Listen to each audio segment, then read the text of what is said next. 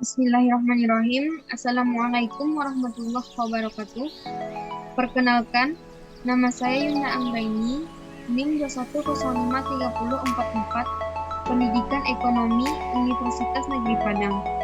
Pada kesempatan kali ini, saya akan menjawab pertanyaan dari kes yang kedua, mata kuliah Pengantar Ekonomi Mikro yang dibimbing oleh Ibu Tri Kurniawati, SPD MPD.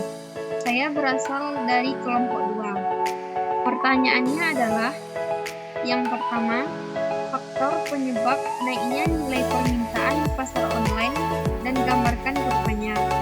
Pertanyaan yang kedua, faktor penyebab naiknya nilai penawaran di pasar online.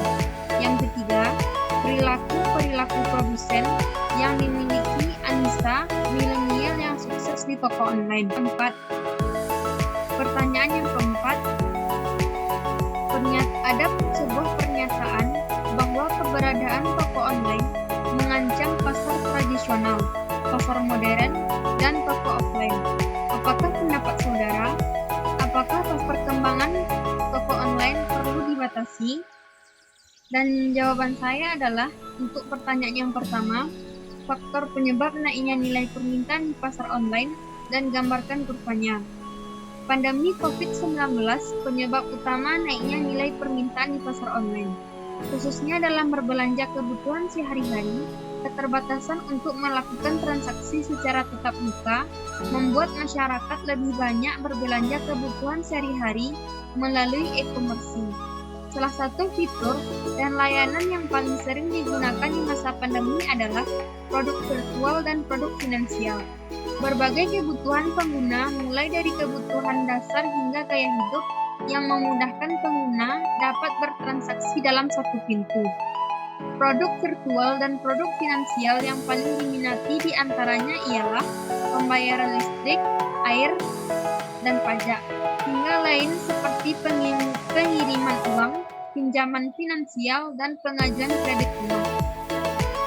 Faktor lain penyebab naiknya nilai permintaan di pasar online adalah, yang pertama, kualitas produk yang bagus menjadi pertimbangan konsumen yang menyebabkan tingginya minat beli terhadap suatu produk yang didapatkan di pasar online dengan harga yang terbilang lebih terjangkau.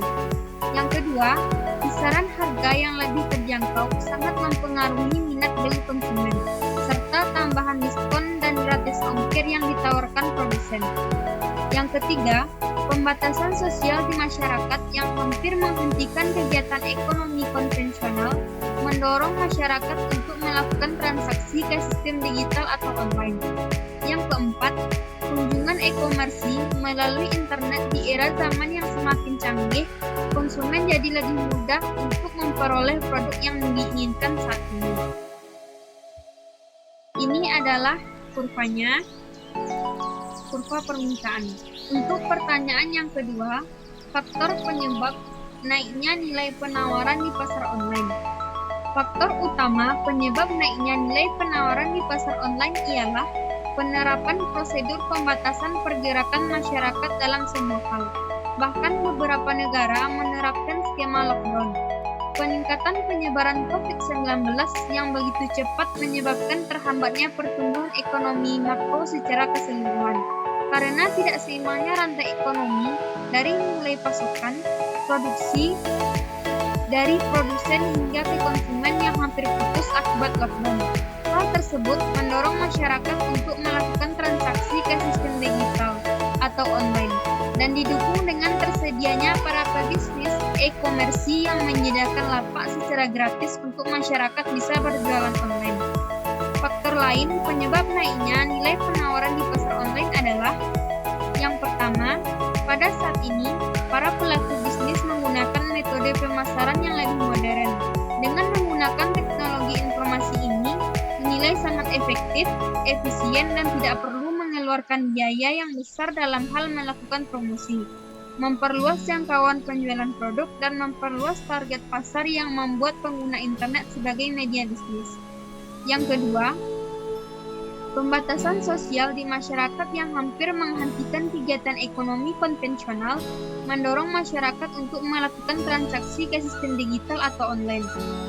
untuk mempertahankan usahanya pada saat toko sepi akibat pembatasan sosial yang dianjurkan oleh pemerintah. Yang ketiga, peralihan kebiasaan masyarakat yang terjadi besar-besaran dan sangat cepat tersebut membuat tren bisnis online atau e-commerce di Indonesia meningkat hampir 2 kali lipat pada saat pandemi COVID-19 sekarang ini. Untuk pertanyaan yang ketiga, berlaku perilaku produsen yang dimiliki Anissa, milenial yang sukses di toko online.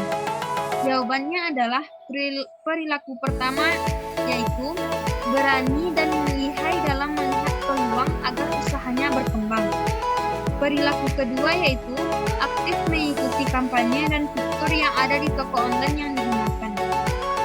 Perilaku ketiga, ia juga menggunakan fitur top up serta broadcast chat agar tokonya bisa menjangkau pasar lebih luas.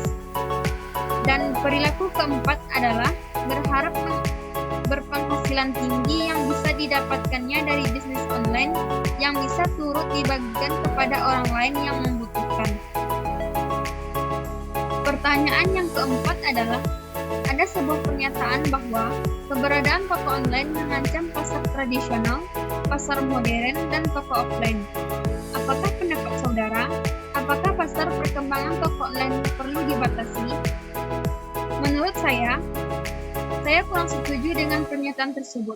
Karena keberadaan toko online tidak mengancam pasar tradisional, pasar modern, bahkan toko offline.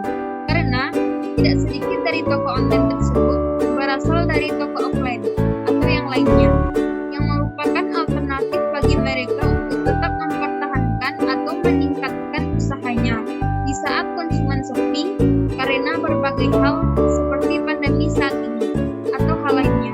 Jadi, perkembangan toko online tidak perlu dibatasi. Mungkin hanya sekian. Terima kasih. Sekian video dari saya. Mohon maaf jika ada kesalahan kata. Semoga bermanfaat. Wassalamualaikum.